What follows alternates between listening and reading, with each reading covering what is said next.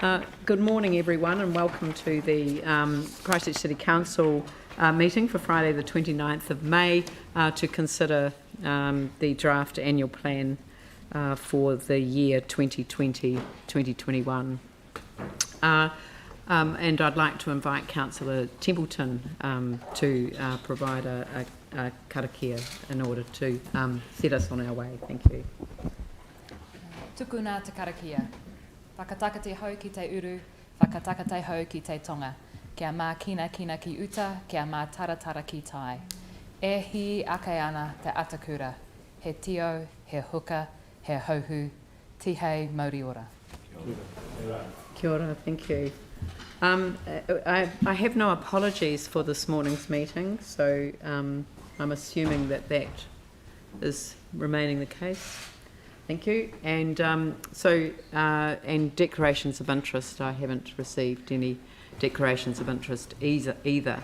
So I would like to then move that the reports be received and considered at the Council annual plan meeting. These are the resolution to include the supplementary reports and that they be received and considered at the Council annual plan meeting today. Seconded by Sarah Templeton. I'll put that motion. All those in favour say aye. Aye. Those opposed say no. That's carried.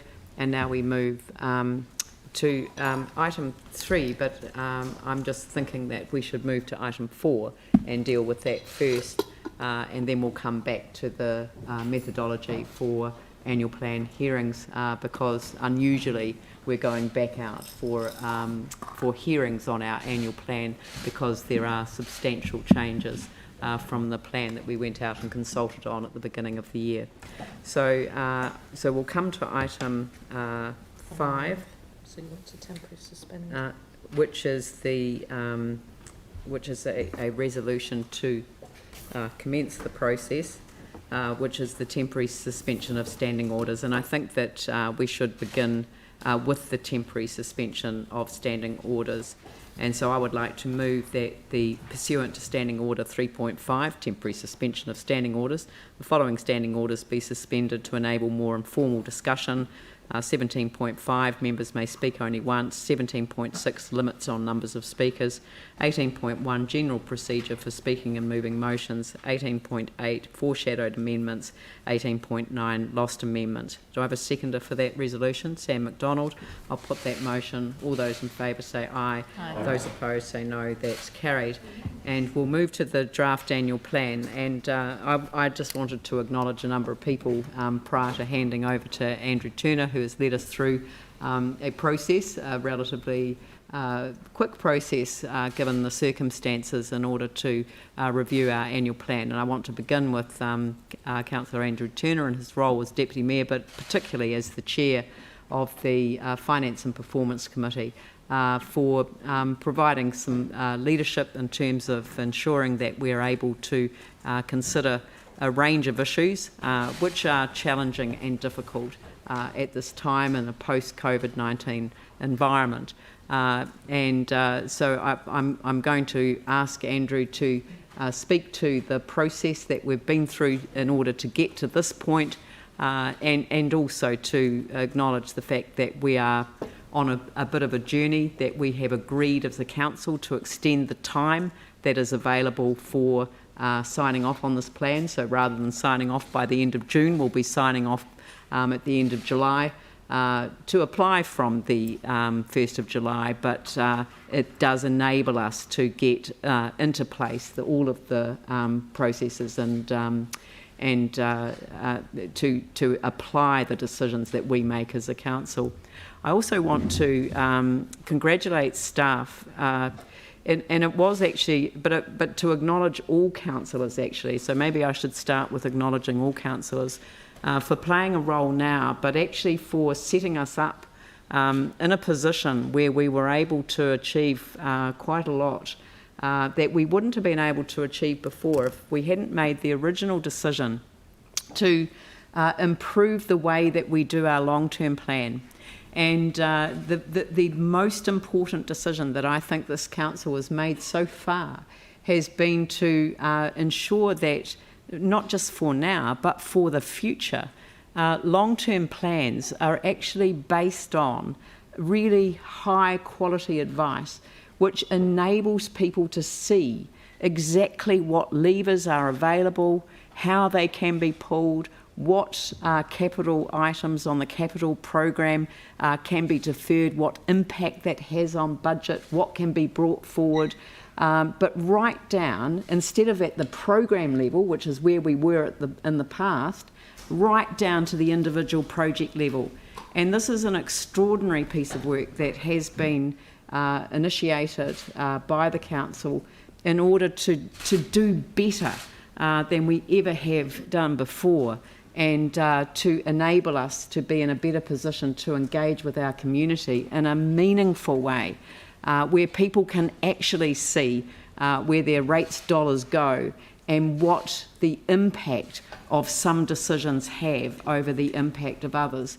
You know, the understanding that people now have that the capital program does not equal the operational expenditure, that $100 million of the capital program might represent 1% in rates, whereas $5 million of the operational expenditure represents 1% in rates. So people are starting to understand that you might be talking about vast sums of capital expenditure, but just by wiping that off the balance sheet, as it were, it doesn't have the impact on rates that the operational expenditure does. And we've also had a lot of consideration around the impact on the wider contracting industry, and we've heard stories actually of contractors who are literally saying to the people that employ them, councils and others, we're prepared to do things differently. We're prepared to cut our costs to suit your cloth, and you can get better value out of a different approach to contracting as well. So all of these things sit in the background of a process where our council is in a much better position to engage with its community and with its contractors and with the wider opportunities that exist with central government, for example, for co-funding arrangements. So it's been a very short process, this one, but I have incredible confidence that the tools that have now been created, which we're almost road testing now on the annual plan, are going to stand this council in very good stead as we go into long-term plans into the future. So thank you to councillors for supporting a change in the way that we do things around here. Thank you to our Chief Executive for providing some leadership within the council to ensure that, and thank you to the staff of the council for working so hard to road test something that we didn't think that we would be road testing this year, but have to because of the circumstances that we're in. So I'll hand over to you, Andrew, and if you could take us through the process that we've been through, and then you can hand over to Dawn rather than coming back to me, and she can take us through the process today. Thank you. Thank you very much. So I'll start by setting the scene as to how we've arrived at the proposal which is in front of us today, and the huge amount of work that's been done in a very short time. We know that we're in a challenging and unprecedented situation, and in particular, the way in which things have changed since the draft annual plan we approved earlier in the year shows the scale of the work that we've needed to do to get to today's proposal.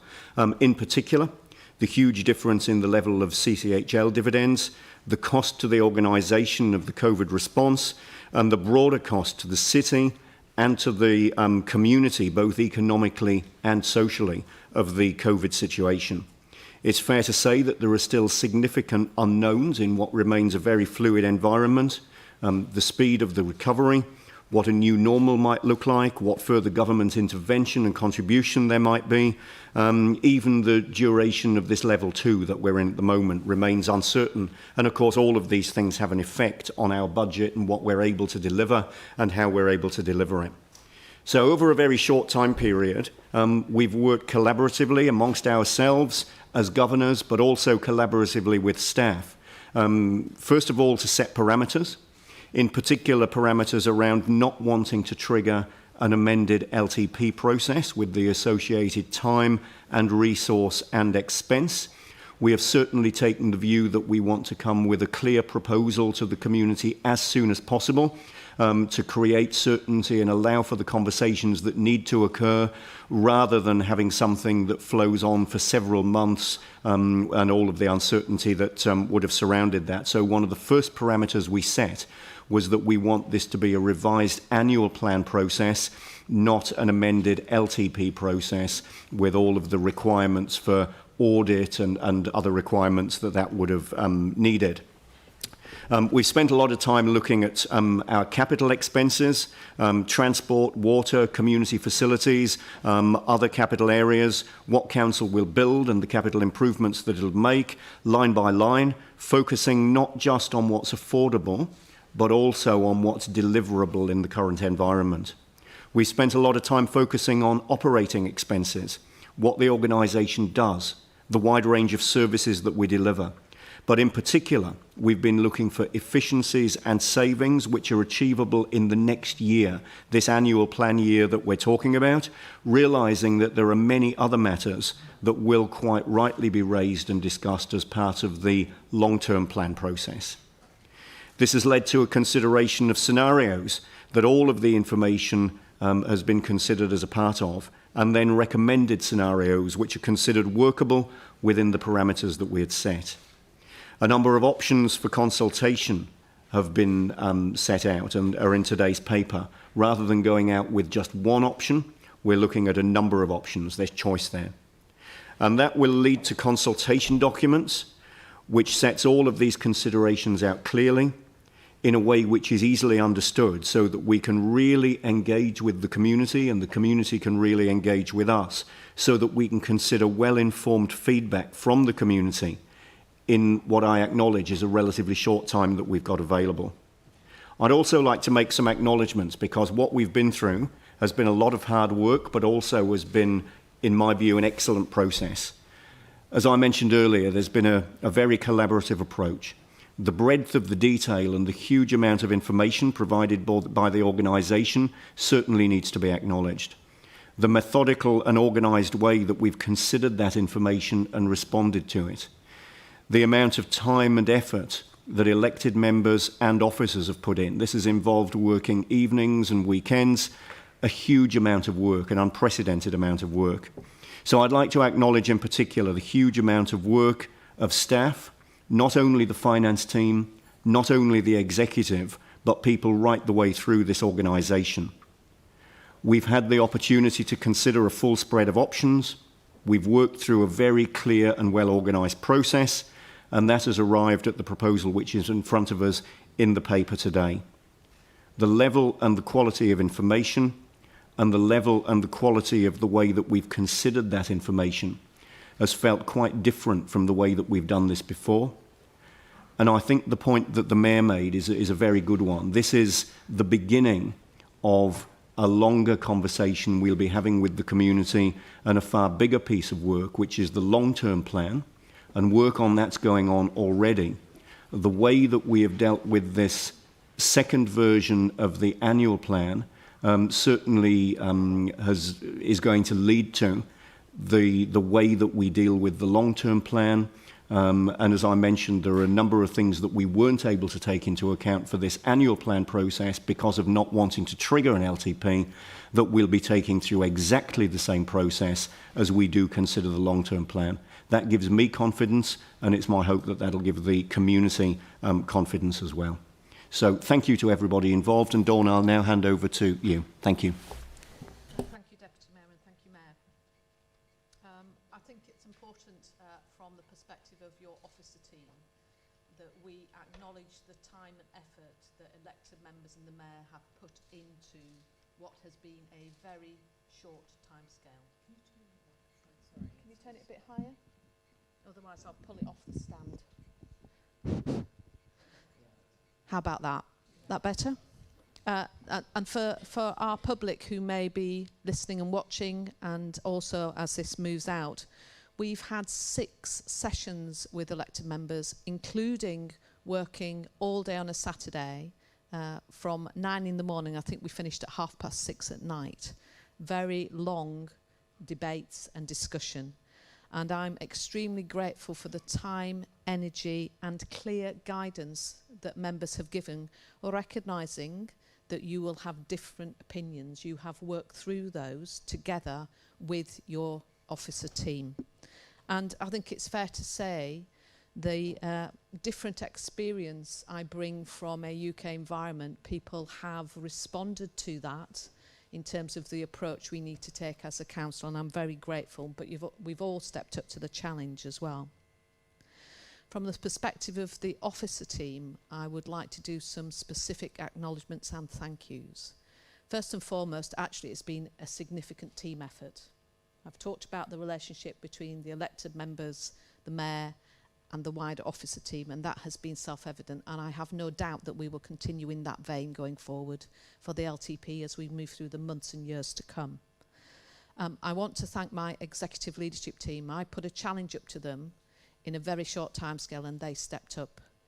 And I want to thank every single one of them, but in particular Carol as our CFO in terms of leading the finance team, Mary in relation to OPEX and working across the organisation, and Caroline in relation to capital, because we've changed the way we deal with capital completely, and I think that should be recognised. And in with wider that, from our finance colleagues, Bruce, Diane, Patricia, along with colleagues in capital, Peter, Paul, Richard, I think that's everybody, and wider, the business partners. People have gone over and above to ensure that we can bring clear evidence, clear information in a way that you haven't seen it before. But set that in context, we've been doing that at the same time as stepping the organisation up to deal with COVID-19 and all of that work. And as our heads of service, they have been the people who have been doing that as well as this. And at the same time, we've been driving the work on the LTP. We haven't stopped, and I think it's important that we see that.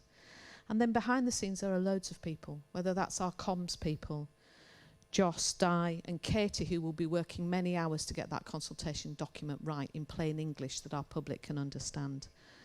Our governance team, John, Megan and Joe, who have been here time and time again, and Ian from our legal side, and the support staff that underpin all of that. I want to personally thank them for the effort and time and drive that they have put in. Because in what has been 4 to 6 weeks, we have turned the approach upside down. And we made a commitment to members that we would give you everything we possibly could in the timescale. And things have changed every day. You've given us guidance, we've responded to that, and we've brought it back. So what has been different? I think it's about the rigour. It is the evidence base. We've listened to the issues you've had in the past and we've tried to bring changes to that. And we know we won't have got it 100% right, but we will keep adapting it. But in particular, it is understanding the interrelationship between CapEx and OPEX, which has been a challenge for you over many years. We're bringing that to bear. You've responded to the view, and we have not hidden behind the fact on the capital programme where we have consistently overpromised and underperformed.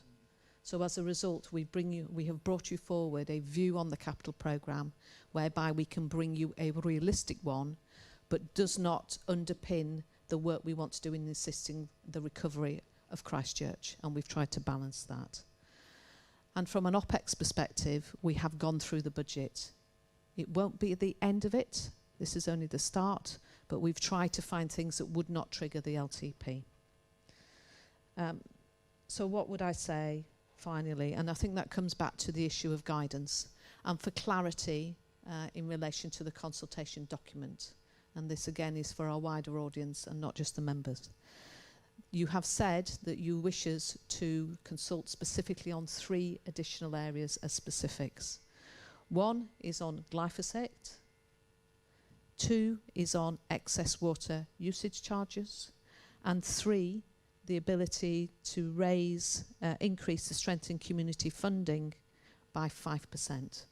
When we put those things into the consultation document, which will be released after you have seen it and approved it on the 12th of June, we will make sure we have the specific figures, the percentage, and the potential rate impact or other methods of dealing with those matters where appropriate. So I would just like to hand over to Carol Ballett, my CFO, to just take you through some of the elements in relation to the principles and then the scenarios. Thank you.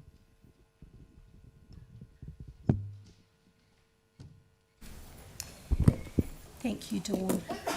Look, this has been a really robust process to revise our draft annual plan, and it's been done in an extremely short time frame. And as highlighted in the paper, the impacts of COVID on council have been significant.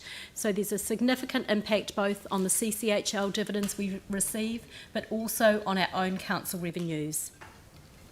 In early May, we gave you as our councillors an update on the financial situation, and then over a series of 6 workshops, really detailed workshops, we've worked through with you on the OPEX, on the CAPEX, on the borrowings, and I'd really like to just thank and acknowledge you all for the dedication that you've shown in working through what has been some quite detailed information, and the advice and feedback you've given us when we've put up options around OPEX savings, when we've put up, and we've had robust debates around which capital programs we can actually deliver in this annual plan year. So deliverability of the CAPEX and achievability of the OPEX savings have been key things that we've debated over that 6 weeks.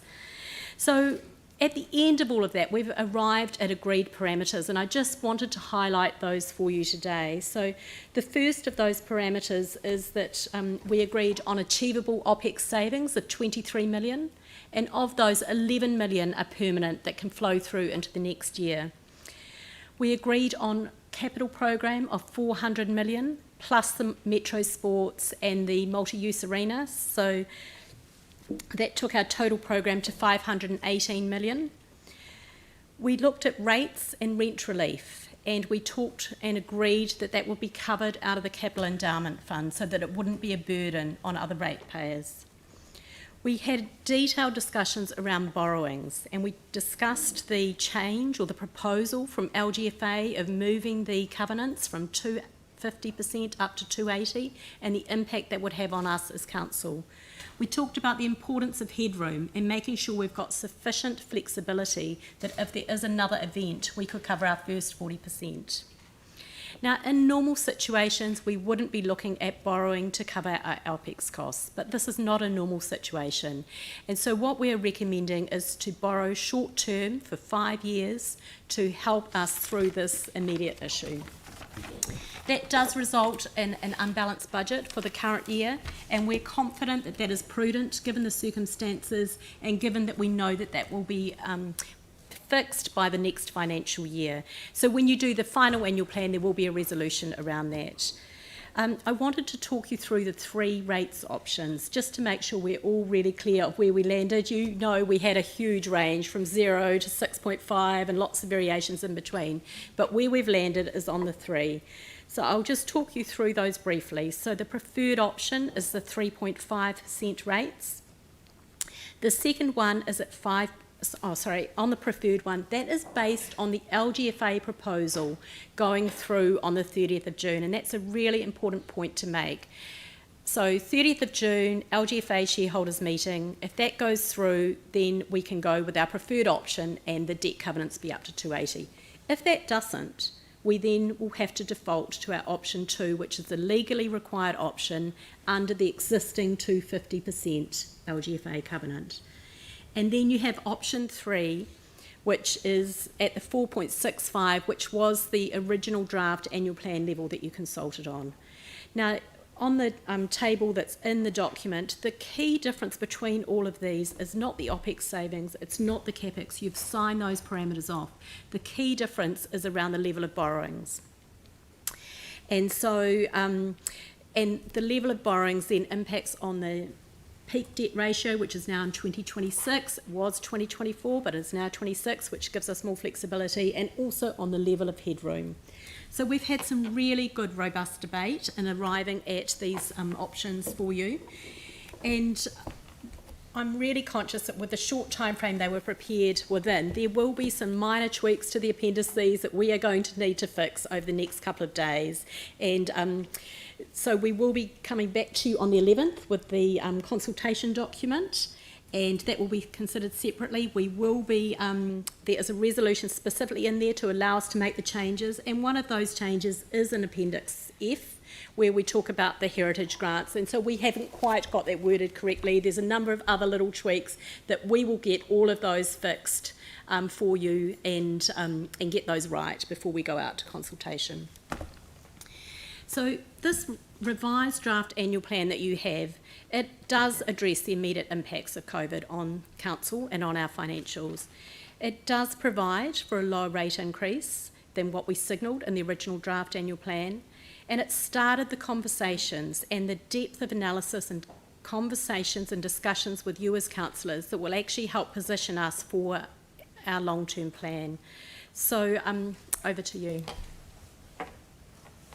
Thank you. I think I'll open it up for questions, and I'll just begin with one. The question is that in relation to the consultation document that's coming back, will that include the other options that we discussed so that people can see the detail of what they would mean, you know, so rather than presenting them as options, but presenting them as detailed analysis of what we looked at to consider them? Yes, it will, Mayor. Oh, okay, thank you. Anyone else got questions? Sam McDonald. Thank you, Carol, and that's probably a follow-up to Leanne's. Under 1.32 on page 8, it talks about the number of other options that were considered, and it says, in the interest of transparency, those that were not supported in discussions are summarised below. The 2.99 that we didn't, well, that a majority didn't support going out to consult on isn't in there. Is that just an omission, or...? As you know, Sam, we looked at a wide range of options. What we've put in the paper is the 3 that are in there, plus the 2 extremes, the 0 and the 6.5. The 2.99. You know, we had a 2.84 at one stage. We had the 2.99. We had a really wide range. So we went for the 2 extremes, plus the 3 in the middle where. Right, because it's just the 2.99 is the only one that... It will be in the consultation document. It's just not in the report. No, I don't know why it's not in the report. There is the 3.99 and the various others. Yeah, but 2.99 was the only other one we voted on. Yeah. Fair point. Yeah. We'll make sure we will cover off every single one. Cool, thank you. Thanks, Carol. Aaron Kewan. Just first questions on the rating, because there'd been a bit of public discussion around the 0%, and then in the document we say to the public that this option is in conflict with central government policy. This is 1.36 on New Zealand economic recovery. Did we receive that in writing, or was that a soundbite from the media? Because I've not seen that in writing, that we weren't allowed to go to 0. You'll recall in some of the early briefings we gave you that, and I do believe we sent through the LGNZ advice to you, put those documents on the big tin can. Okay, because if that's a direction from government, I think the public should see that document as well, just because of the number of people that were asking for it.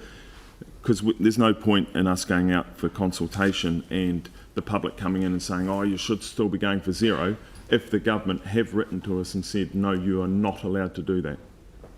I don't believe that the government wrote to us, but I think what Carol's saying is that the LGNZ advice was based on their discussions with government. So I agree with you that we should actually quote the source of that information in the consultation document. So that will be very important, Carol.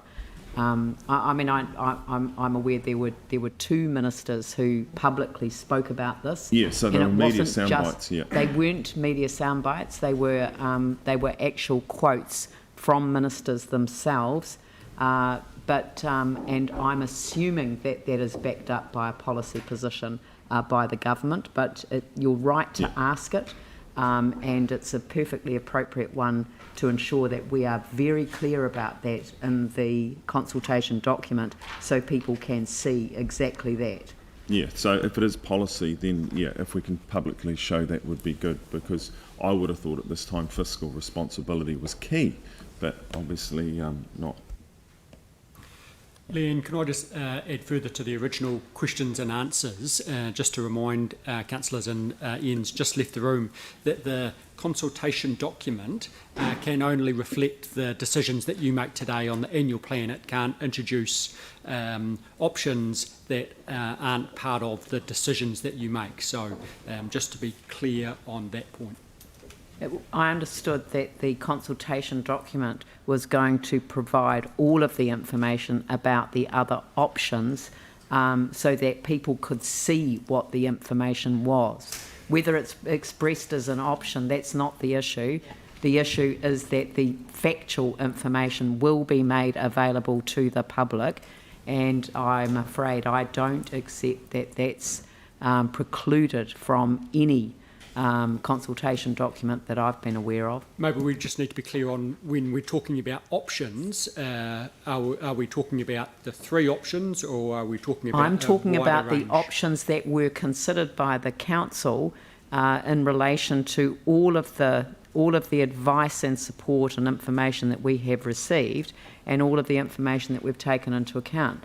But the document has to show what the information was, because people can't really understand why decisions are made to go out on particular options unless all of that information is disclosed in a very easily digestible way.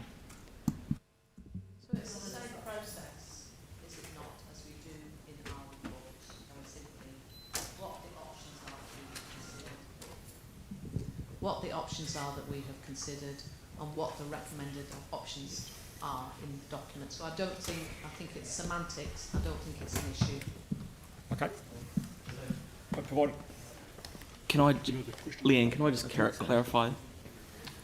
So, We're going to get Ian to clarify, because if this are they is options or just an context? issue, Yeah. then I'm concerned, because it is not, as I understood, that we would be able to do, because I think it's really important that we actually do show people what different options mean, in fact, and whether they are options that are available or not so is not the issue. It's not options or context, isn't it? It's the context. Yeah. It's the context around what we have considered. Yeah.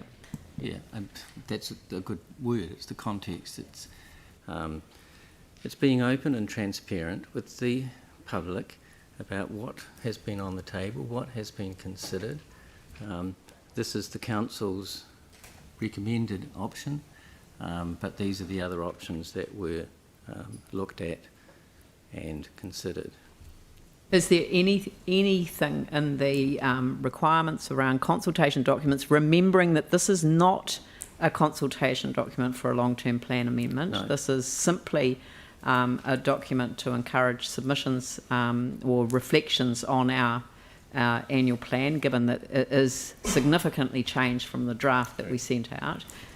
Recognising all of those things, is there anything that prevents us from providing that contextual information in the consultation document? No. No. And reading from the Bible, there is a section in there on the purpose and content of the consultation document for the annual plan, and the purpose is to provide a basis for effective public participation in decision-making processes relating to the activities to be undertaken in the coming year. We have to identify significant or material differences between the proposed annual plan and the content of the long-term plan for that year. We have to explain those matters in a way that can be easily understood by interested or affected people. And it is to inform discussions between the council and its communities about those matters. The content must be such that the local authority, that's us, considers on reasonable grounds will achieve that purpose, and must explain identified differences, if any, between the proposed annual plan and what is described in the long-term plan in relation to the 2021 year.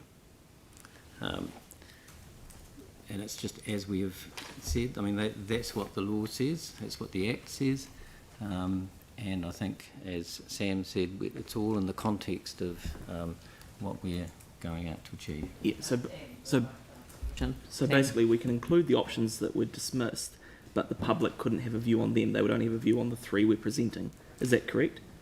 They can have a view on anything that's in the consultation document. They can provide feedback, but we're going out with what we believe is the preferred option. So they are still options? Well, it's not so much that they're presented as options.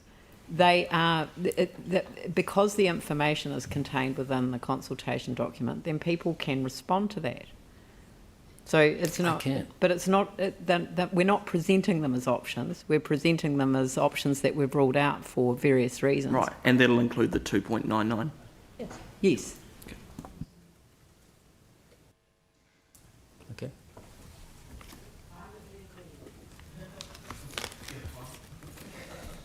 Okay. Right. Are there any other questions?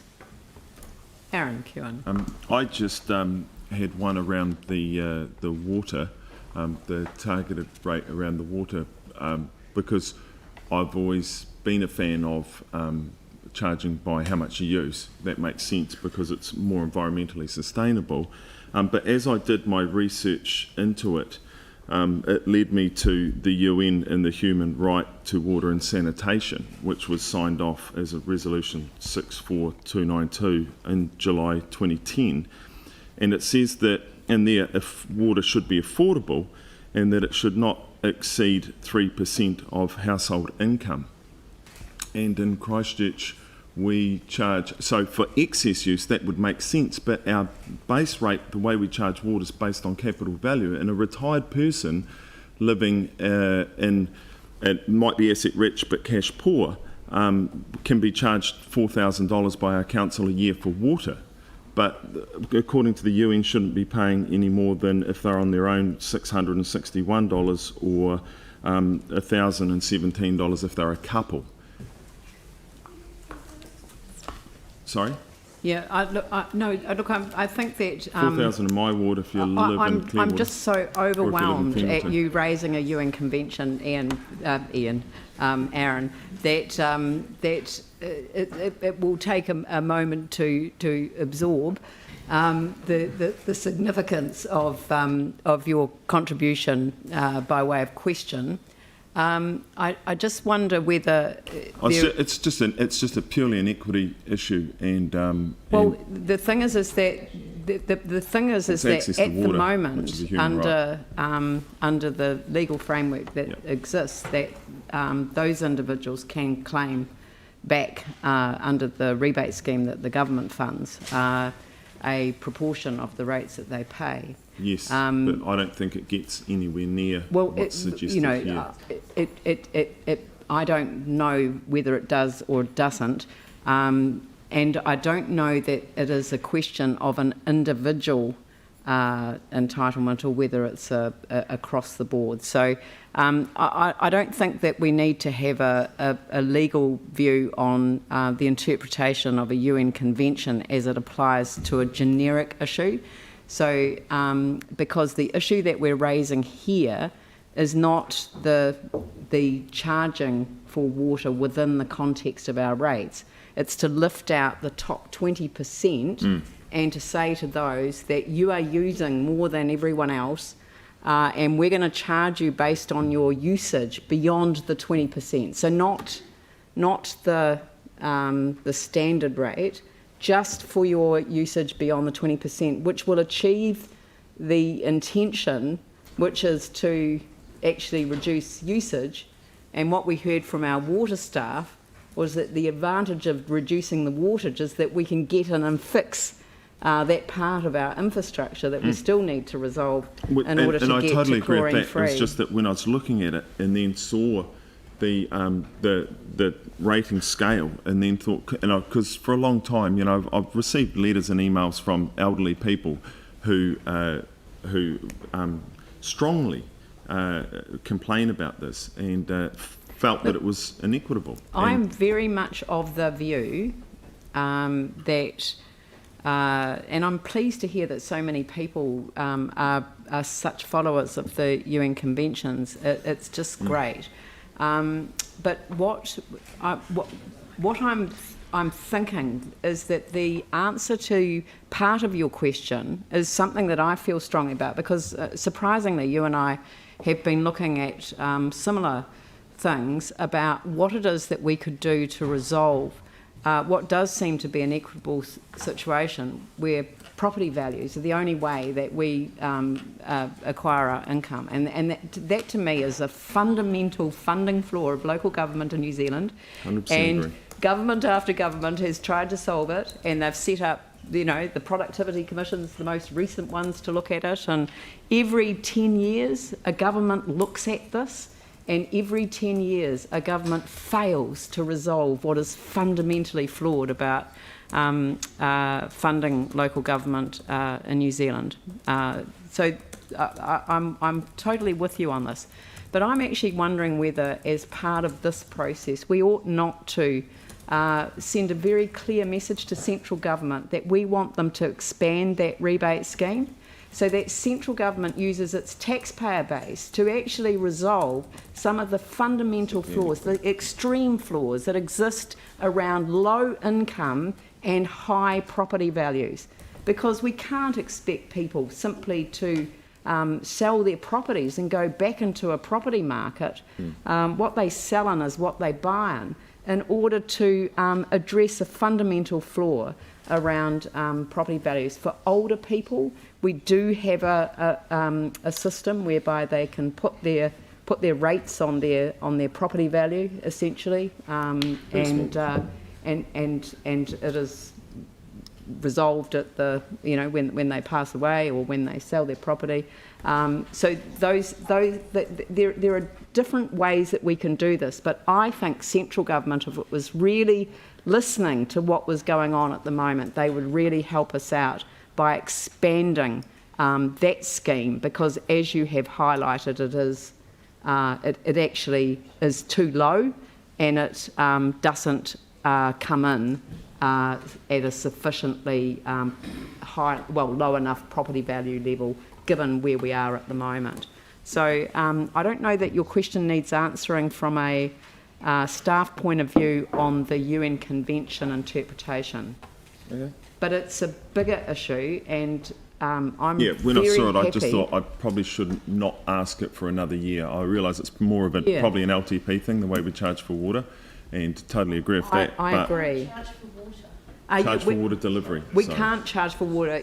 Charge for water delivery and taking away. So but I what struggle goes to see in, what one comes family drinking that much more water versus another But flat full of this doesn't students. cover the drinking water. This covers the water for gardens. That's what we're talking about. So it is not drinking water that is covered at all. And I think that you'll find that that's where the convention will have been met from a New Zealand-wide basis, because it's a country convention that we sign up to.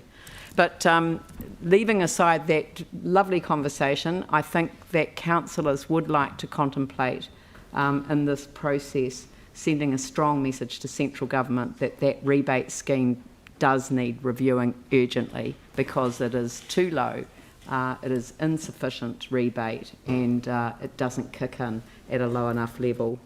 Yanni, James, did you have your hand up? No, Yanni. Thank you. Just on that, we have asked them as Welfare Fund to do some work on it as well, because they've also been getting requests around rates. So I think what's really important if we're going to approach central government is that we actually get the evidence and the information around what the demand is and what the issues are. So, we've asked them questions like, how much has that rebate actually increased over time versus the level of rates increases? So in real terms, we can actually see what has been happening. But the other thing, I mean, I wasn't expecting us to discuss this today, but obviously GST on rates is the other big issue. So if we've got the opportunity to look at some of these things which were raised at the start of this process, I just want to make sure we've got a way in which we can all feed into it rather than just sort of have an ad hoc debate today. Yeah, no, that's fine. And I mean, there are a number of issues that that we can be looking at. And I guess my comment was in response to the point that Aaron was making, which was specifically about the more expensive properties with the fixed income people that own them. Are there any other questions on the annual plan? No? All right, good, thank you. Right, well, I shall move the resolution, that we have set out in front of us. Do I have a seconder for that? Andrew. And I will open it up for debate.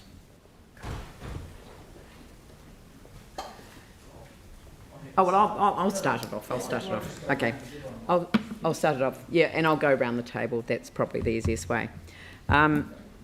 Look, thank you very much, and for the way that everyone has contributed to this process thus far. It has been a process. When we started this year, when we went out with the draft plan, we went out with a plan that was looking forward to a completely different environment that we're looking forward to now. I've spent a while talking to a number of businesses in particular, probably made more challenging over the lockdown period, but Zoom and Skype and various other methods have made that possible, and just over recent times been able to spend time individually with business groups. And what they tell me is that things are different out there depending on the different industries that you're in. It's different depending on the different areas where you do business. It's different on the impact that the significant number of redundancies that have already occurred and will continue to occur over the next wee while, what that does to their customer base. And so they have very much talked to me about the need for bespoke solutions that look to the particular issues that they're confronted with, and to look to see whether there are ways that we as a council can work in a more collaborative way to achieve outcomes that are good for the businesses, good for those that are served by those businesses, and good for the city as a whole. And the example that I have been using is a submission that already came in on the draft annual plan we went out with. I'm not expecting it to change, but the Central City Business Association put forward, I think, the most transformative approach to the way that we could see our central city develop, which is actually a transformative approach that could see all of our neighbourhoods in the central city develop as well, because if we don't get people living in the central city, then some of the ambitions that we have wanted to achieve will never be achieved. And the other issue is that when I looked at it, I started to think of all of those little areas around the city. I started to think of New Brighton, I started to think of Linwood and Woolston, and I started to think of Sydenham and Bishopdale and all of those different parts of our community where we've got small shopping centres that connect in a very, very personal way with their local communities and are very much part of their local communities, but which don't have the tools to actually really change the way that they are. And so the question that I'm asking is that in this time of challenge that we face, are we able to transfer some of the tools that the council has to our local communities, to our business communities, to work in a collaborative way to make this a better place to live? Is this an opportunity to do things differently?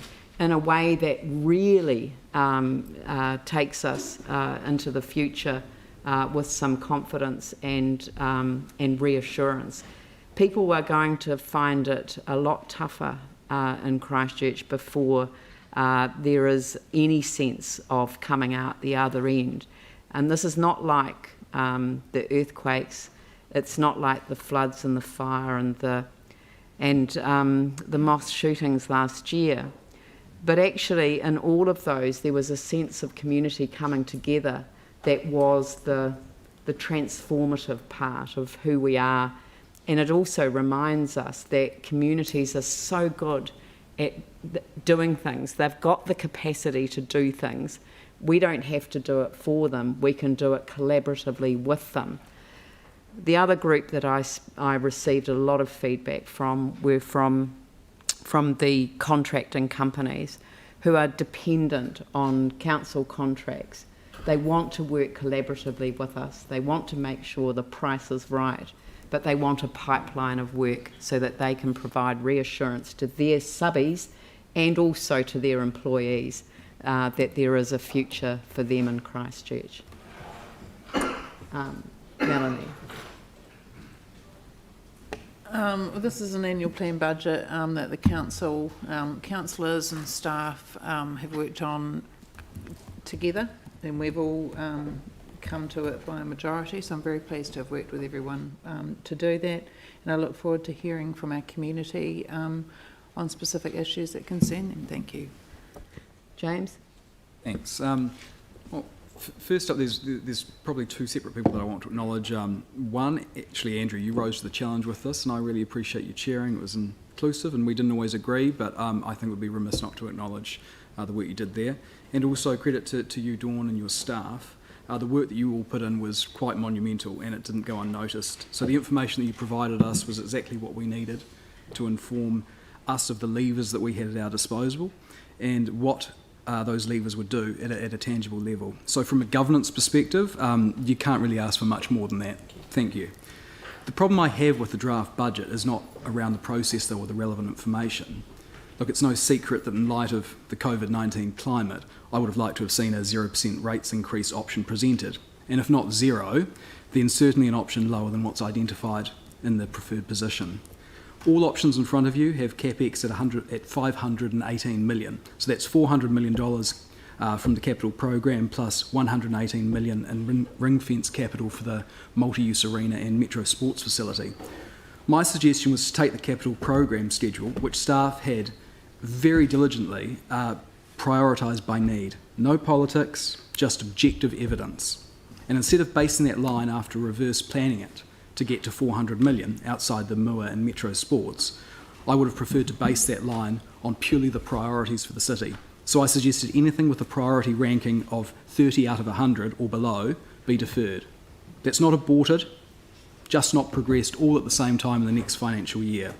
Then the capital projects ranked between a priority 31 to a priority 60 would only be deferred if they created OPEX. So excluding the arena and Metro Sports, this would have brought our next year's capital program down by about $100 million. I don't think that's an unreasonable approach to take. That would have seen a 0% rates rise as a viable option. It's not without its sacrifices, of course, but it would have also afforded us greater headroom via less debt. So unfortunately, I see this as a borrowed budget which prioritises the non-priorities. I think it would have been fair to fully consult on this approach as a preferred option. And to be honest, I suspect that some people may not want us to do that because they fear that the public might actually agree with me.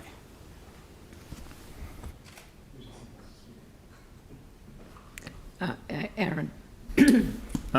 What a strange world we currently live in. Yesterday should have been a big celebration party day. I noted way down through the Stuff articles that the South Island's now COVID-free.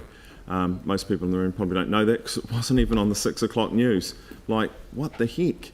And I kind of look back at some of the great battles of the 20th century, and certainly if we'd had a win like that in World War II, they would have been celebrating. The South Island and New Zealand's done incredibly well so far, but the bit that hasn't gone well is the economy, because the stop button was pushed. It was pushed for the right reason. but now it needs a rebuild. This budget this year, this annual plan, will be possibly the most important budget, or could have been, that the council ever did. There will be recovery needed in the future, but right now people in Christchurch are hemorrhaging money. People have lost jobs, businesses are struggling. The last thing they needed was for their outgoings to go up. They told us that very clearly once the lockdown came about. I don't think enough savings have been made during the, and I will thank you as well, Andrew. I think I did question the process on the way through to make sure it was robust, and you did rise to the occasion. And I presented page after page of potential savings, which fell on deaf ears because I don't believe there was enough resolve at this table to make the savings that this city requires right now. It's not about cutting jobs, it's about being fiscally responsible. And I hope that during this annual plan process, the people of Christchurch get off their chuffs and come and tell this council about the things they don't want us to spend money on. Stop telling us about all the things you do want. My fellow councillors need to hear about the things you don't want us to spend money on. Do the libraries need brand new furniture every single year? Do the gyms need new equipment every single year? If this is a year where there's a financial crisis, there was a few cuts that need to be made. Does the red zone need street lights in it, or should they be removed? These are the debates that need to come up, and the public of Christchurch, speak up now or forever hold your peace. Jimmy Chen. Okay, Mayor, yes. And in response to COVID-19 pandemic and to support the central government policy on New Zealand economic recovery, as our Deputy Mayor Andrew and also the CE Dong, they both under their leadership. So we have made a lot of effort over the past few weeks to identify savings and reduce costs across the organizations. But we, based on this report, actually is the kind of three options, the comprehensive report. It's all based on a multi-layer approach that uses all the levels available to the council.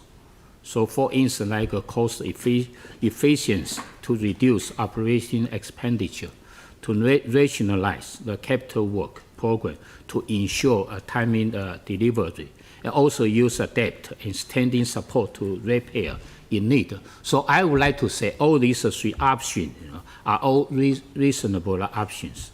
However, I agree with the report. The preferred option represent the best overall balance of levels offset the council's financial impact, while still moving Christchurch forward in supporting all the recovery. I think that's where we the crucial. And also this the option we can compare, reduce rates below the level set in the earlier our original draft annual plan, but still keeping the debt ratio under the the reasonable prevent of the risk. And also the preferred option allowed enough financial headroom to give us the flexibility to respond in the near future in case they have a nature disaster happen again, like an earthquake, etc. So my view, that's a very good based optimistic problem. However, this is also the new revised draft the annual plan. So today we approved by the council. We still will go out to the public consultation. So the community people all are eligible to feedback to us. Then we have a further review, a further discussion, and finalize those final version in before the end of July. So I'm quite happy to approve this the new revised draft the annual plan. Thank you. Yanni. Thank you. I think what's really important, I would urge people to consider. We have a choice today whether we put something out to hear from the public. So I'd encourage people to vote to do that rather than to vote against this. I'm not happy with everything that's in here. And for those that know me, for a long time I've been saying, repeating a quote from Edward de Bono, which says, in the future, instead of striving to be right at a high cost, it would be more appropriate to be flexible and plural at a lower cost. If you cannot accurately predict the future, then you must flexibly be prepared to deal with various possible futures. And I think one of the lessons I've learned post-earthquake is the fallacy of building these big, supersized, hard, expensive anchor projects in the middle of our city when we have so much uncertainty. And probably no city in New Zealand, or dare I say the world, has had as much uncertainty about the future as we have had as a city of Christchurch. So I think what's really important is that we put this out and hear what the public have to say. One of the things that's occurred to me as we've moved through the COVID-19 response at both a local and national level is that there are some people that are doing really well out of this, and there's a lot of people that are hurting. But I'd much rather target our assistance to help those that need the help genuinely, rather than put money into pockets of people who are doing really well, who are benefiting and profiting off the new environment. And I think if you looked at the government's wage subsidy, there certainly has been some what I believe is justifiable criticism that some people that didn't need the extra help are getting it at the expense possibly of those that needed it more. So I'd much rather take a targeted approach rather than a blanketed approach, and that's really a principle that I wish to put forward. There are lots of things in here that I think people will be interested in, from local projects in their local communities to the basics that we need to look and consider how we do, such as fixing the roads or maintaining the roads, parks, etc. We've got two massive anchor projects, which I know we've kind of ring-fenced, but I would hope that people will look at those and say, is now really the right time to be committing that much money to two very expensive things when we've got other priorities around things like housing, for example, and wellbeing needs around things like food and basic needs that people face. So fundamentally, I'm going to support this going out for consultation today because I want to hear what people have to say. I had a difference of opinion in terms of the timing and the process. My preference was to have a longer process where we engage with people over a longer period of time and actually have a rates freeze for the several months that it would take us to do that. We didn't agree to that as a council, so I will support this going out to the public today as a result. Thank you. Thank you. Tim Scandrett. Thank you. I want to thank Dawn and the staff for all the work they have done. It's been a huge amount of work. I'm really looking forward to the consultation process and to hearing back from our public, because that for me will be a key driver in further decisions. I do feel personally, however, hearing back from the residential survey, that the inner outer suburbs in some ways have been forgotten. We've concentrated a lot on the central city, which is absolutely right. There's a core and key to our city's survival. But those suburbs that many of us represent have, through the independent hearing panel, been forced to intensify, and through that they have lost amenity with regards to traffic safety issues, etc. So I think we've going to have to hear back from those residents, and I think and I hope that we will through this process. I think through this process, and as we hear back, we will get a clear message to stick to our core services rather than the nice to-dos. So I think that will be a clear message that I will be looking for through this consultation process. The industry that I've been involved with for 40 years is decimated through COVID-19, literally decimated. And many of the workers that are ratepayers are in these areas, and they have a very uncertain future, and I am really concerned for that. So we must look at how we go forward. We must set a rates level that is prudent but also respectful to all residents. With regards to the multi-use arena, this is the one thing that I'm absolutely believe is crucial for our future. By the time it is finished, we will be coming out of a lot of history, and some say opportunity. I say I'm sick of it, opportunity, and we need some real clear solid ground. The economic impact that this will bring to our city is crucial for our future, and so I really hope that we will get that feedback from our resident survey. But that is the key for me. Thank you. Thank you. Sarah Templeton. Thank you. The work done so far by staff to get us to this point has been phenomenal, and I'd like to thank the CE and her team for a thorough process, looking at priorities and deliverability. We have asked for this type of process before as a council, but this is the first time I've seen such excellent provision of information in an annual plan to enable informed decision making. Because of this, we've managed $160 million of capital savings and deferrals and $23 million in operational savings, and increased borrowing to keep rates to only 2.23% for residential properties and 3.5% overall. It would take additional cuts to get a zero increase. We looked at this option and its implications, and it simply didn't make sense. Slashing our capital spend has enormous impact on suppliers, contractors, subcontractors at a time where work is tenuous, let alone the resulting sweating of assets. Additional cuts would make such significant changes to levels of service that would also trigger a special consultative procedure and delay our annual plan for months. I actually spent a couple of hours working out what a zero rates increase might look like and came up with two options. One of these actually cuts the capital program at the 30 score that Councillor Goff mentioned, saving $170 million, and adds $9 million of operational cuts to get to zero. However, both of the options would have had such implications that neither is in any way actually achievable in real life. Consulting on zero would simply raise expectations and then dash them and leave residents questioning why we bothered when it wasn't possible. Out of interest, these include things like deferral of our wellhead program, deteriorating road assets, deteriorating wastewater and drinking water, deferral of new community projects such as the South West Leisure Centre, major cycleways, playgrounds and skate parks, deferral of road safety projects including intersection upgrades and safety rails. It would mean cutting community grants by 50%, closing 7 suburban libraries, not opening outdoor and paddling pools in summer, cutting the art gallery from Monday to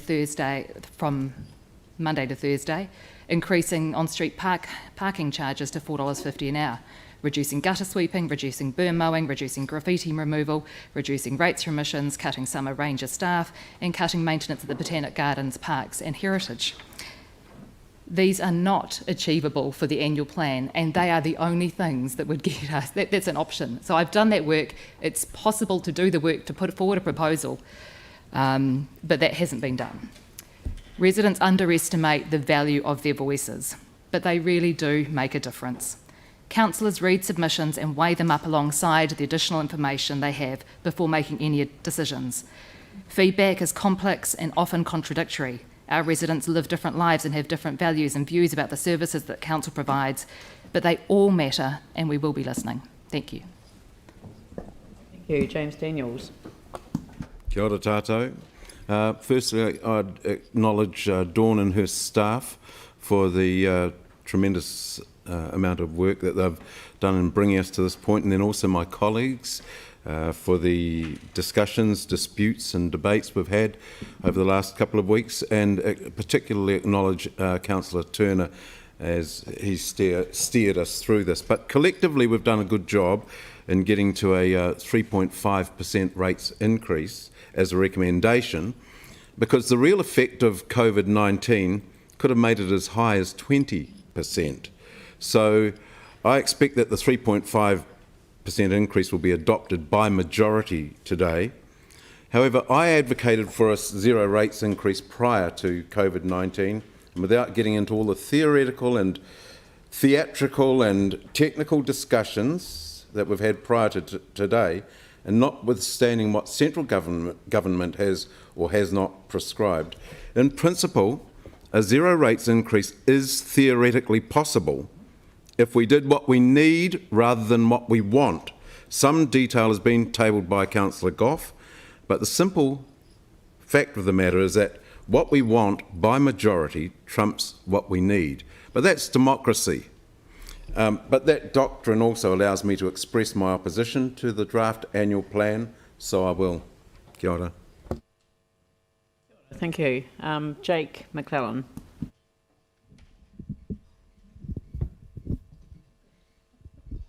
Okay, well, I won't say too much. I've exhausted my energy on grabbing the microphone.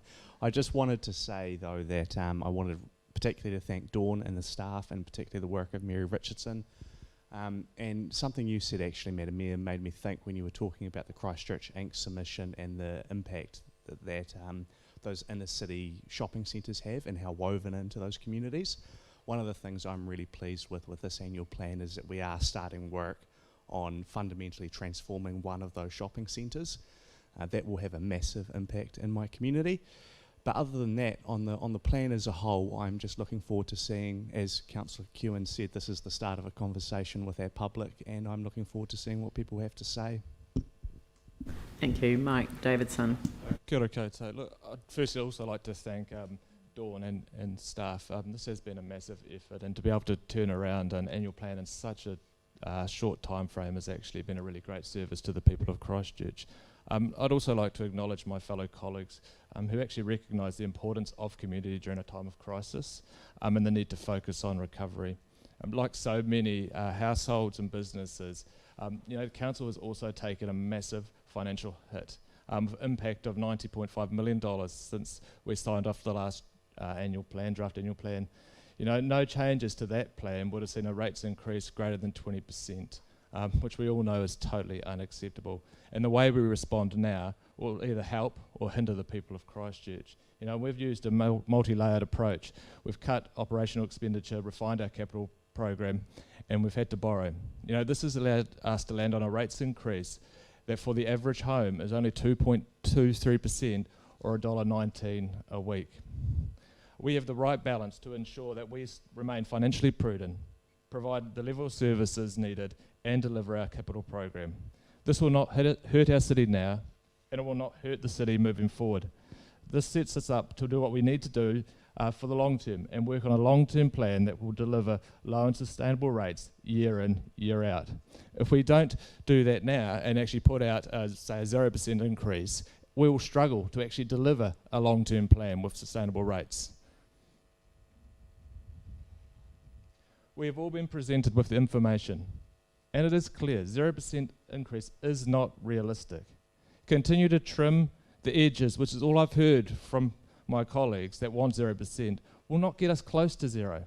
Trying to achieve zero while staying financially prudent will potentially mean shutting all our community pools, libraries, not delivering a capital program, and that includes repairing our roads, and it will trigger a long-term plan. It's just not realistic. Our communities need our support, and zero would have gutted them and hindered economic recovery. So this post-COVID annual plan, we are focused on recovery. It's a draft annual plan that acknowledges the current economic environment, but also council's moral and legal role in social, cultural, and environmental well-being. And look, well, this has not just been about cuts. We've also managed to actually increase roading, smoothing and footpath renewals by $2 million, recognising from the resident survey actually the dissatisfaction that some people see with what council provides. We have looked at rates relief packages. We need to remember, it is not the rates increase that people will struggle to pay. It's the whole rates invoice for the people that are financially strained at this point of time. And so what we've done is create a rates relief package that doesn't have to be paid off straight away. It actually gives time to spread that cost. I look forward to actually listening to the people of Christchurch, to hear their views, and this is the point of the draft annual plan. We're not signing off today a 3.5 rates increase. This is the preferred option, and we're going to hear from the people of Christchurch what they think. But we need to be honest with them.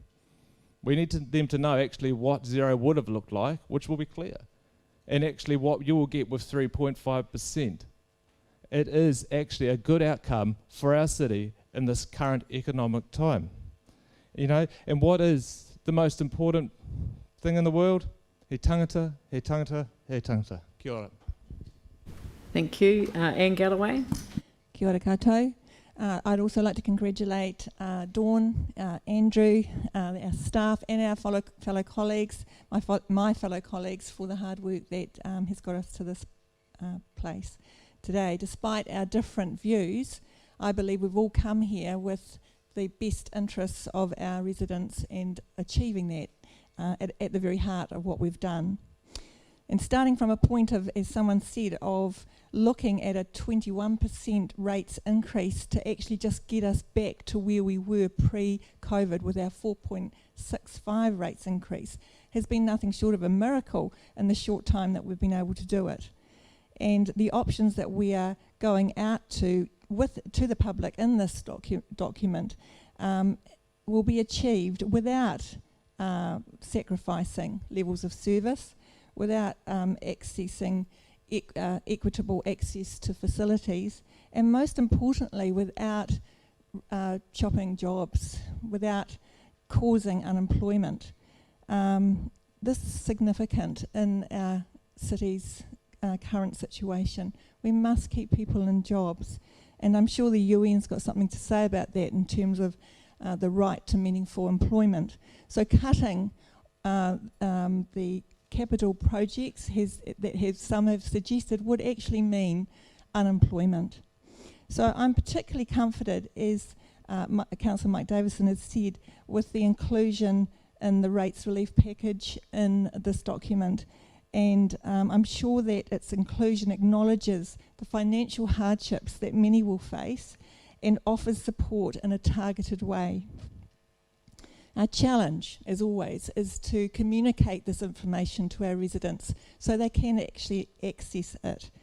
And we want to communicate this information not just to those who can read at a certain level, who can read English, who have internet connection, but all those whose voices we often don't hear and who don't know how to access the services that our council so generously gives.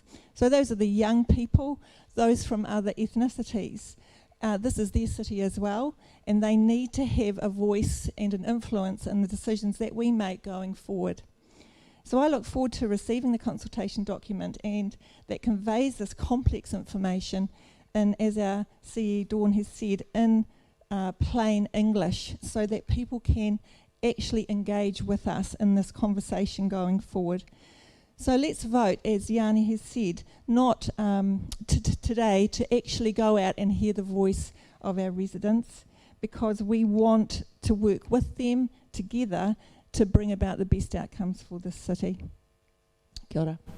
Kia ora, Pauline Cotter. Kia ora. Yeah, so much has already been said, and I agree with everything, especially the all-round thanks to everybody, and thanking Dawn particularly for the thanking of us and doing our job that we're here to do. But it has been an incredible journey. I think we've gone into the detail of our operational and our capital programs to a degree that I've never been in there before, to that degree, and it's been a very beneficial process too. So thanks for those words, Dawn.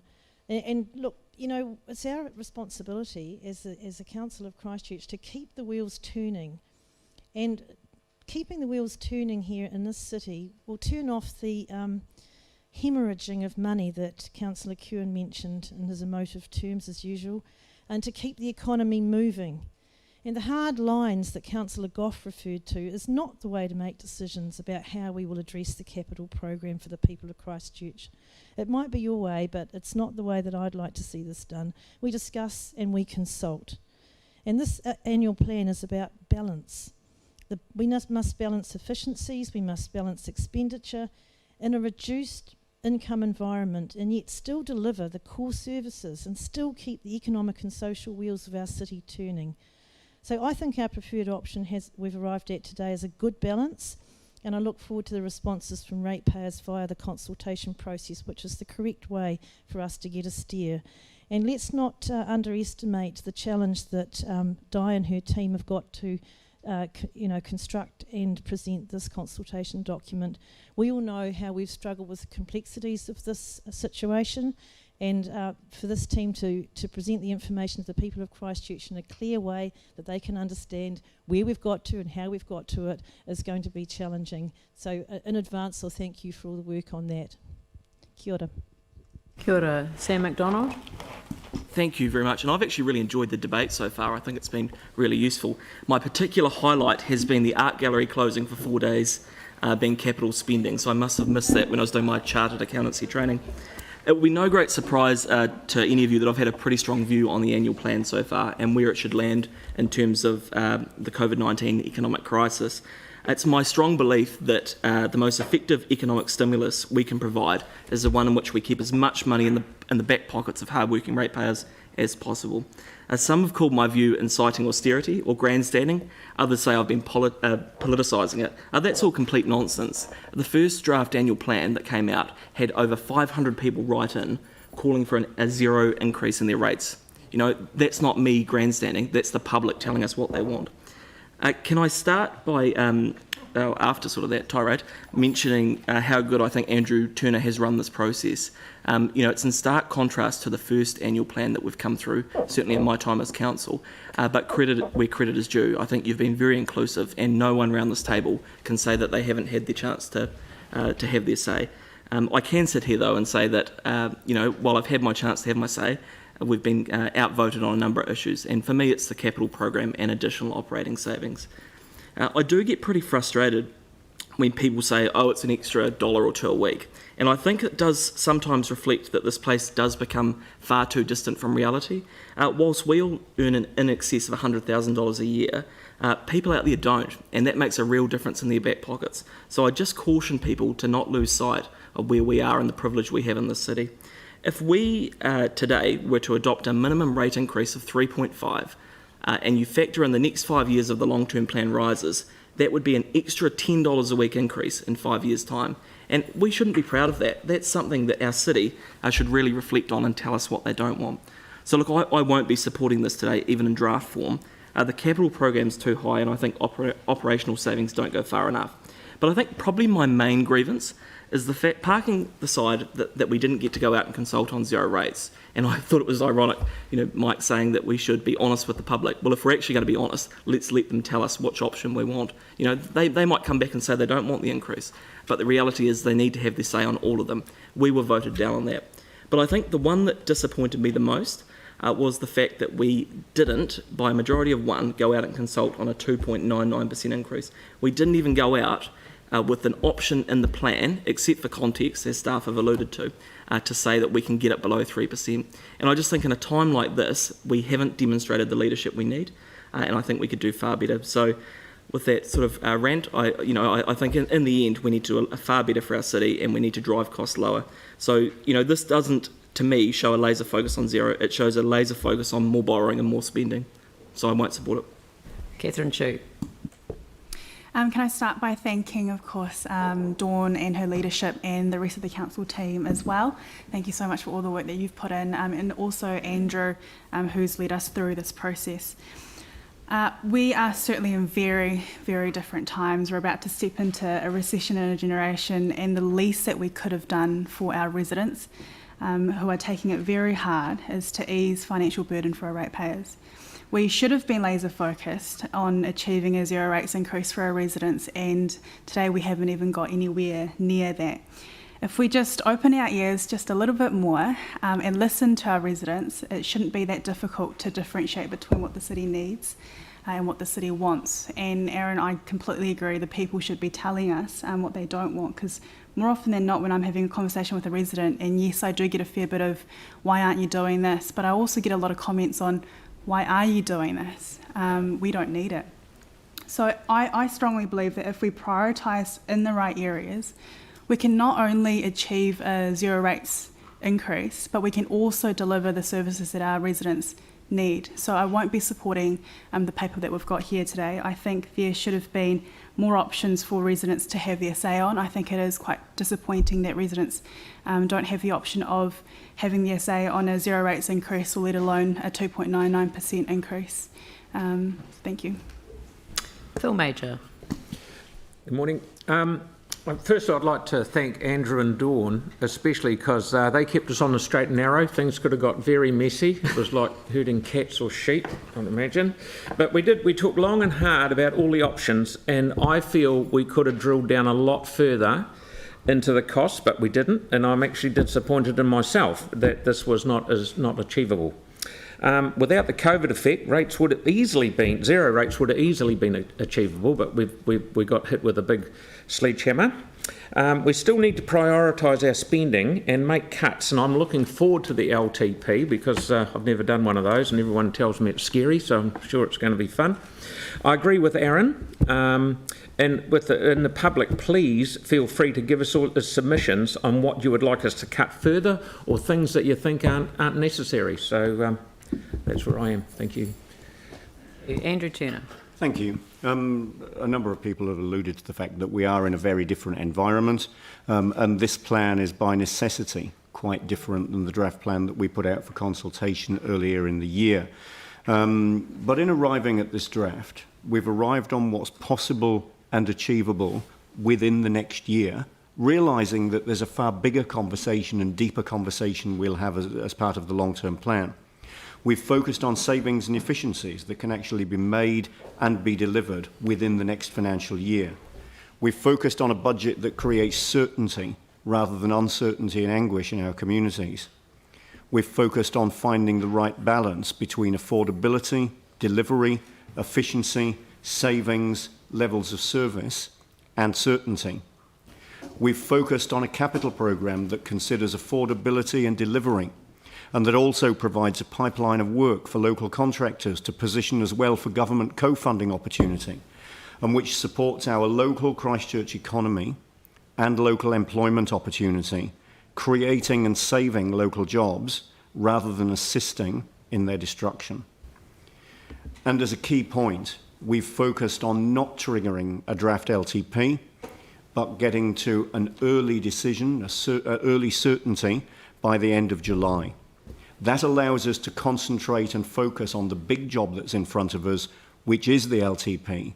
And that's where a lot of the matters that have been raised by people around this table will quite rightly be discussed when we have time to do the work in detail and to produce the results that lead into a sensible 10-year plan as we adopt and go out for consultation on the LTP. So there are other big areas of savings that we will focus on, and we quite rightly will want to focus on during that long-term plan process. Our focus on financial relief has been to target that where it's most needed for both businesses and residents where there's genuine hardship. We've arrived at a lower recommended rates increase than the one we consulted on in the first version of the annual plan, despite the significant additional financial changes and challenges that are facing us, and that in the circumstances is a significant achievement. We now need to get a clear and easily understood consultation document prepared and issued. So as others have, I'd like to acknowledge colleagues for the collaborative way that we've worked through this, and to acknowledge Dawn and her team, acknowledge the staff for what again has been a very collaborative approach, but also has been a massive amount of work done in a very short time. I think it's important to note that this is one step in a process. What we're putting out is a proposal, and I fully expect to hear back from the community on that proposal, and I welcome that. I want to hear informed and helpful submissions that genuinely will inform my thinking and the thinking of others around this table. So my ears definitely are open. Now is the time for us to be in listening mode, and it's my hope that the submissions that we receive will result in further changes. And of course, people can submit on whatever matters within the plan they want to, and we'll be listening to all of those submissions. So I welcome that, I look forward to that, and I encourage that. Thank you. I'll just close off the debate on this. Thank you, and I want to repeat what one of the councillors said, and that's to thank members for the quality of the debate. I actually like these debates. I always like them in Parliament when people disagree, but respectfully disagree. And I think that has been achieved today. So again, congratulations to Andrew and to Dawn and the whole team that sits behind Dawn, but also to all councillors. I just think that there is a much better sense of where we need to be when we respectfully disagree with each other, and I think that's really helpful. The reason that I began my contribution to this was raising a submission that had already been received. There were a number of submissions that were received when the deadline was extended, and they all sort of tended to flood in around just the issue around rates. And you'll notice that I didn't mention rates in my comments earlier, because I think that sometimes a one-size-fits-all approach can be attractive to people without understanding what lies in behind the particular process or the outcome that would achieve. Because sometimes people say, yes, I want some of that, or I want some of that, but no, I don't want to pay any more. So I think it's really important that people do understand that often with an ask there comes a cost. And what I really liked about the submission that I raised was that for the first time the Central City Business Association came with an ask, but it came with an offer as well. And that was to work collaboratively with council on a new way of doing things. And I don't want to rule that out. So I'm just saying that the reason that I focused on that is that sometimes when you focus just on a number, you don't focus on the outcome. And I think one of the councillors said there are some people that have done very well out of the recent times. I just think of supermarkets that have been flooded with people. I imagine toilet paper manufacturers have done very well as well. So, you know, I'm just saying that there are people who've done very well. So one size fits all may not be the solution that we're looking for, but I agree with everyone around the table who said let the people have their say. When the people have their say, I think it's really important that they look at all of the issues and not just focus on one element. Rates are one lever that we have, and this is the marvellous thing that we've come out of the process of the LTP, the long-term plan, is that we now know what those tools are and we know what impact they have. We know what impact the capital program spend has, and we know what the impact of the operational spend has. And sometimes people make comments like, you know, the operational expenditure is just the staff employed by the council. Well, no, maintenance costs are in fact operational expenditure, not capital expenditure, unless they can be capitalised. So I'm just saying that there are a whole range of complex issues that councillors have put time and effort into, and I really am appreciative of the process. It doesn't matter that we don't agree. I think we all agree that we need to hear from our public, but we don't have to agree on what we go out with as preferred options. So that's going to be the vote today. We have legal obligations, obviously, when we sit around the table. We have to have open minds, and I heard that. You know, one of the councillors was very clear. This was the position I adopted. I've worked through all of the issues. It's a position I adopt now, but it's not the same set of criteria against which I judged the position at the beginning. That is good. You know, it doesn't matter that we don't agree on the options that we're going out with. What matters is that we all agree that we should go out and talk to the public about them. So thank you very much for all of that. And I guess that the preferred position that I'm thinking will be adopted today reflects how this isn't easy. It's very difficult. And the preferred position, as others have said, has been designed not to trigger the long-term plan special consultative procedure, which would delay things even further. This is not the final decision of council. And there is a lot of work still to do, and the organisation is not taking the foot off the pedal at any time during this process. And what we come back with, I think, will reflect you know, the detail and and all of the advice and support that can be brought to the table at that time, including what our own residents and businesses, who also are ratepayers, what they feel about the situation. So, on that note, I am going to put the motion, and I'll perhaps ask Aidan to do a roll call. Is probably the easiest way. Thank you. Just as a whole, I think it's probably easier because you will get an opportunity to vote on the process of the submissions in the next one, so we can deal with that. Because we're obviously not against it being in the paper and all that sort of stuff. No, but I get, no. Yeah. See. Yep. Okay, Councillor Templeton. Aye. Councillor McFerrin. Aye. Councillor McDonald. No. Councillor Johansson. Yes. Councillor Galloway? Yes. Councillor Daniels? Oh, no. Councillor Coker? Yes. Councillor Chen? Yes. The Mayor? Yes. Councillor Scandrett? Yes. Councillor Major? No. Councillor Keogh? No. Councillor Goff? No. Councillor Davidson? Aye. Councillor Cotter? Yes. Councillor Chu? No. Councillor Turner? Yes.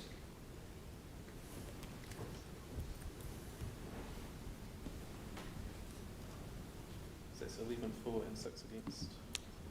Thank you. That's carried. And we'll now move to the item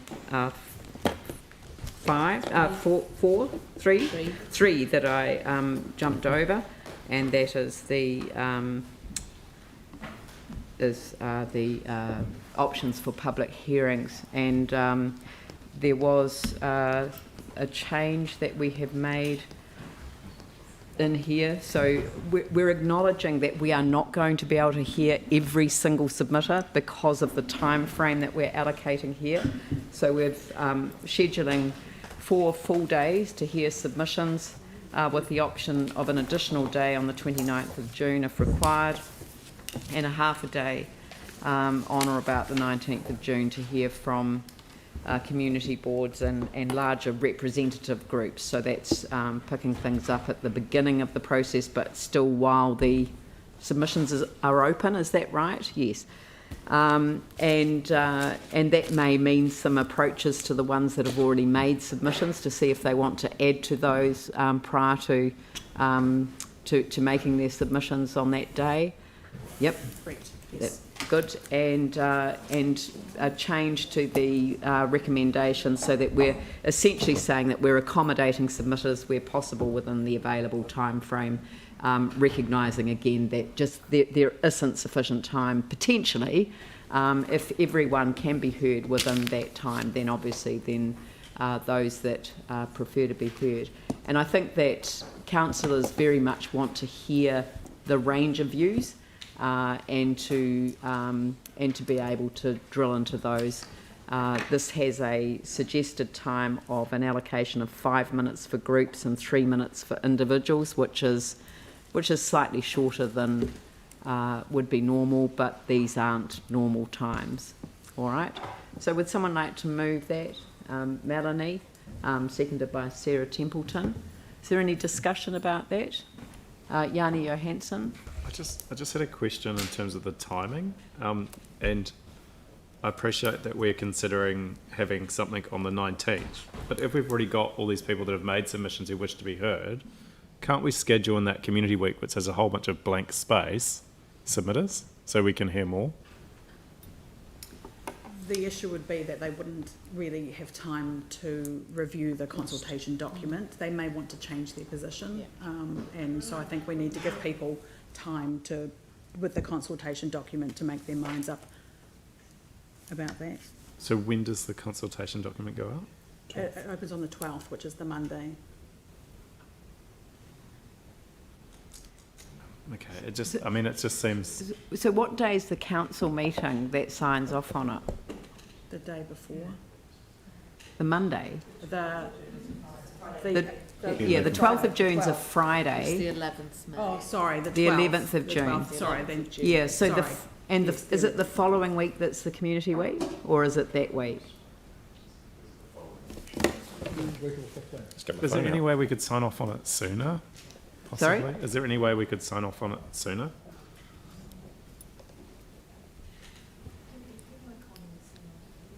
Like So on I mean, the 9th reason that Goes out on Friday the 12th. if there is additional time, so why don't we just add in a resolution that says like schedule, and noting that there is the ability to noting there is the ability to have additional hearing times if that week earlier, if or there is the ability to move any of those days forward, if there were sufficient groups that wanted to be heard earlier. You know, like, if we could just have a general, no, not schedule additional hearing days, but there is the ability to move hearing days earlier if required. I think it does, yeah. Yeah, sorry. Sorry. Yeah, I get the delegation is there. For Okay, so no, that's fine. Leave it. Yeah. It's already there. Thank you. Just the other Okay. question is, are we going to have ward-based project sheets? Are ward-based project sheets going to be available? Who can answer that question? Carolyn? Yes, we can. Yes, they will be. Are there any other questions? Andrew? This has been moved without the gaps in paragraph 2 filled in as yet. Oh, well, So I don't know whether it was the intention of the mover and seconder to. well, I was do going that. to suggest you as the chair. Can I suggest Tim Scandrett? Are you willing to be the deputy? Yep. All right. So the deputy mayor and Councillor Scandrett. All right. Mover and seconder happy with that? Yes. Forever hold your peace. All right. No amendments. Oh, phew. Just one question. I'm still concerned, particularly 1.B, the larger representative group. I'm concerned because this city community is diversified, whether we still need to, council need to take a positive way, engage with like youth, young people, disabled or multi-ethnic, whether they have a kind of fully representative group can make the submissions in this the separate type, particularly on the 19th of June. It's possible, 1 or 2. It's my count. Yeah. Thank you, Councillor Chen. The council's got extensive networks and it communicates with a large number of stakeholder groups throughout the city, and I would be confident that the message would get through to those groups. They traditionally submit, and we would do our best to make them aware of this process and encourage them to do so here. So I wouldn't see it as a major concern. They're up and ready and motivated. It's lovely. I will put the motion. All those in favour say aye. Aye. Those opposed say no. That's carried unanimously. Thank you very much. Okay, so now we have to move that the standing orders be resumed. Would I have a seconder? Sam McDonald. I'll put that motion. All those in favour say aye. Those opposed say no. That's carried. And before I declare the meeting closed, could I invite Councillor Daniels to